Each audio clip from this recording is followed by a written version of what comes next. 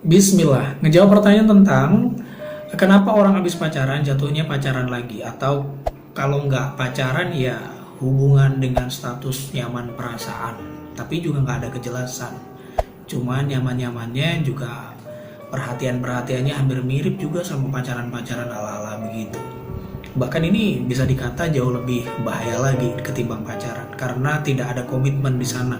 Sehingga habis bosan bisa ganti yang lainnya. Satu waktu bosan lagi bisa balik di tempat yang sama. Begitu seterusnya. Polanya hampir mirip sama pacaran tapi jauh lebih horor lagi. Macam relationship yang bebas gitu ya. Kamu butuh, saya butuh, udah beres. Habis nggak butuh ya udah tinggal, dan semuanya sama-sama nyaman dengan hubungan yang model seperti ini.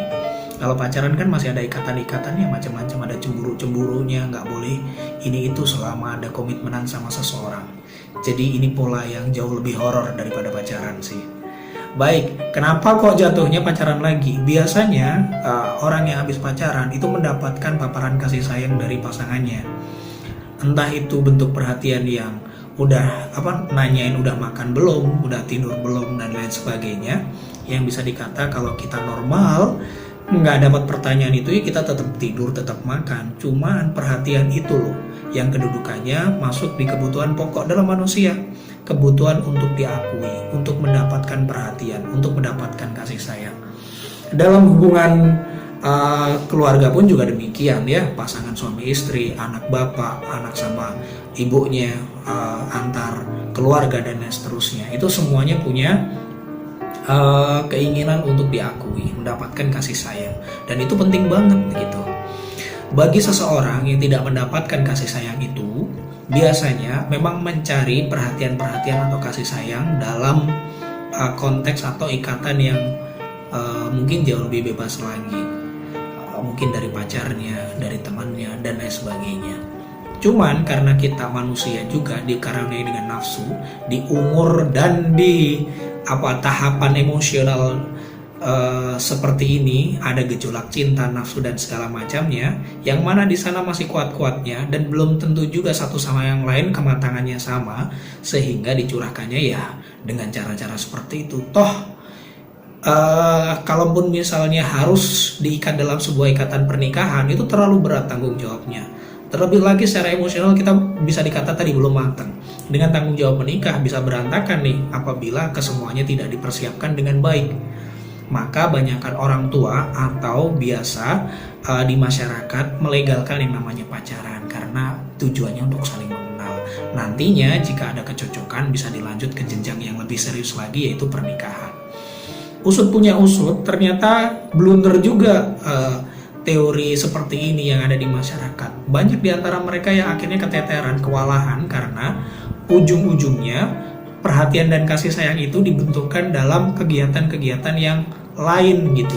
Walaupun orang tua cukup kasih sayang, tapi karena memang masa emosionalnya butuh, yang akhirnya mereka lebih cenderung menumpahkan kasih sayang dan perasaannya itu dengan cara-cara yang seperti itu, bahkan masuk ke wilayah yang tidak sehat begitu ya. Seiring bertambahnya waktu, ada pemakluman terhadap perubahan pola pencurahan kasih sayang yang seperti ini. Akhirnya ya seperti itu kita bisa lihat.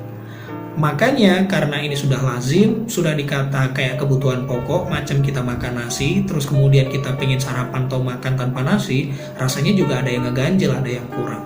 Begitu juga yang dirasakan oleh teman-teman yang mereka sudah ada relationshipan atau udah melakukan hubungan, pacaran dan segala macamnya.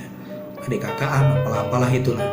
Ada yang nanyain, ada yang nyemangatin, ada yang perhatian. Itu adalah satu kebiasaan yang menyenangkan itu. Ketika itu hilang, maka ada sesuatu yang hilang juga dari dirinya. Mereka akhirnya mencari-cari perhatian-perhatian di tempat-tempat yang lain. Tidak sedikit pula yang kemudian akhirnya menumpahkan perasaannya itu dalam bentuk-bentuk yang unik-unik macam-macam gitu ya. Saya nggak bilang yang negatif mulu ya, ada yang positif juga. Mungkin dikira ini anak ini caper banget, kenapa harus so on begini. Tapi setidaknya itu hal positif yang bisa dilakukan daripada dia terjerumus dalam sebuah konsep yang salah. Mungkin cari perhatiannya nggak di tempat umum, cuma dua-duaan aja gitu, nggak ganggu orang lain. Tapi sekali dia masuk ke wilayah itu bisa jadi ada tantangan-tantangan dan ngejar pacuan-pacuan emosi dan lain sebagainya yang membuat mereka jadi kebablasan. Wah, ini bahasanya jadi agak-agak serius banget gitu ya. Enggak. Maksudnya gini, sadar apa enggak? Enak nggak kalau misalnya kamu pacaran cuma ngobrol doang? Satu waktu pasti akan bosen dong. Masa pacaran 3 tahun cuma ngobrol doang? Ya, Bang, pikirannya netting mulu sih situ ya. Bukan netting, tapi ini memang ada fasenya gitu. Kalau cuma ngobrol doang, pasangan suami istri nggak ada yang punya anak juga loh. Kenapa? Secara naluriah mereka tahu bahwa setelah dalam hubungan dan ikatan pernikahan ada kebutuhan untuk kasih sayang itu berlanjut kepada meneruskan keturunan. Dan ini adalah ciri-ciri seorang makhluk hidup. Ada seorang makhluk hidup. Memang ciri-ciri makhluk hidup memang demikian. Ada sunatullahnya demikian. Nggak diajarin makan, dia bisa cara makan sendiri. Nggak diajarin hubungan seksual, itu udah macem tahu gitu ya. Walaupun memang ada beberapa yang masih cupu-cupu juga untuk urusan begini. Tapi siapa sih yang di era saat ini nggak kenal cara melupakan kasih sayang melalui hubungan badan dan seterusnya itu? Ada tantangan menuju ke sana. Sekalipun dia cupu, maka berkaulan akan membuat mereka mengetahui informasi-informasi yang seperti ini.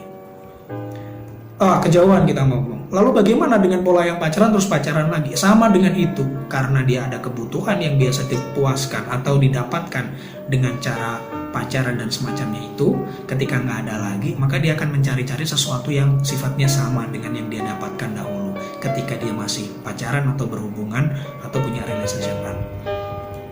Lalu cara mutusnya bagaimana? Sadari, konsep cinta bukan cuma sekedar menurutkan perasaan doang, tapi ada tanggung jawab di sana. Abis ini mau ngapain? Nah, itu kamu ngerti kan ya? Abis pacaran, ngobrol-ngobrol, terus ngapain? Abis itu pegangan tangan. Abis pegangan tangan, terus ngapain? Dan seterusnya pada akhirnya akan menuju sebuah konsep yang namanya mencurahkan kasih sayang dalam bentuk fisik, hubungan badan dan seterusnya, yang di sana ada kenyamanan, ada rasa selain kasih sayang, nyaman dan seterusnya, itu ada perasaan tenang ketika bisa mencurahkan itu pada satu tempat yang tepat gitu ya. Tetapi di antara banyak dicurahkannya kasih sayangnya itu tentu juga harus digandeng sama pengetahuan, yaitu tanggung jawab. Pengetahuan tentang tanggung jawab. Ada cinta, ada tanggung jawab. Sesuatu itu diciptakan berpasang-pasangan. Cinta, pasangannya adalah tanggung jawab. Kalau nggak ada tanggung jawab di sana, maka yang terjadi adalah pemuasan hasrat seksual belaka atau pemuasan hasrat nafsu saja. Nggak melulu tentang seksual sih, tapi pemenuhan tentang keinginan-keinginan saja. Sifatnya melulu. Begini nggak boleh, begitu nggak boleh, karena kamu punyaku. Aku punyamu, kamu punyaku. Jadi kamu nggak boleh macam-macam di luaran sana, karena kamu udah jadi satu sama aku. Wah, kayak begitu tuh. Konsep yang seperti ini akhirnya terbawa sampai satu waktu. Mungkin ada beberapa teman di kita yang kemudian mereka udahlah berhenti dari model pacaran-pacaran begitu. Cuman jatuhnya juga sama di hubungan-hubungan yang ada ketidakjelasan di sana. Ya, kita nggak pacaran, coba kakak adian. Kakak adik tapi elus-elus kepala, kakak adik tapi boncengan kesana kemari, kakak adik ketika ada masalah pupuk di kos-kosan sampai nginep berlama-lama gitu kan. Yang seperti ini jauh lebih berbahaya juga, walaupun bisa dikata kan kita nggak pacaran, nggak ada macam-macam dan segalanya gitu ya. Cuman siapa sih yang bisa ngejamin bahwa kamu nggak ada apa-apa? Sampai berapa lama kamu ngejaminnya?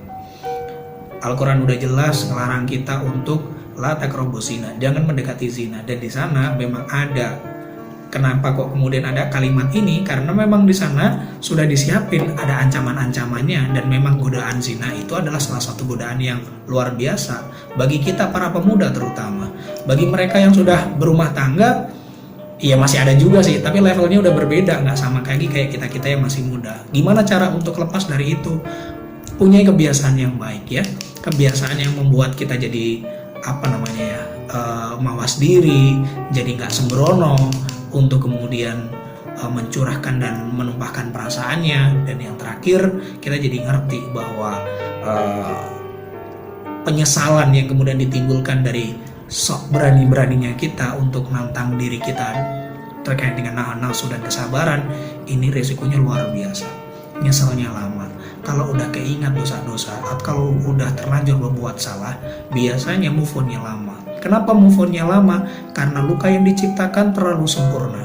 Bahkan luka yang diciptakan itu dengan kesadaran dan dengan bahkan ada yang mengatakan dengan tulus perasaan untuk seseorang yang disukainya, dan ternyata walhasil apa? Ketika tidak sama dengan kenyataan atau yang diharapkannya, tentu penyesalan yang bisa didapatkan. Panennya kapan? Nanti, setelah kita sadar semua, aku bodoh ya, aku nyesel begini. Kalau ingat itu nampar-nampar perasaan dan berbagai macam diksi yang menyakitkan dan memilukan, seolah-olah hidup sudah tidak ada cahayanya lagi. Kalau udah begini, siapa yang rugi? Dulu mana komitmen-komitmennya orang-orang yang punya janji sehidup semati, pengen mengusahakan dan lain sebagainya? Tidak sedikit pun dari mereka juga menyesal, walaupun sudah ada yang berhijrah lepas dari itu semuanya, tapi penyesalan itu masih terbayang, bahkan bisa mengganggu kualitas ibadahnya.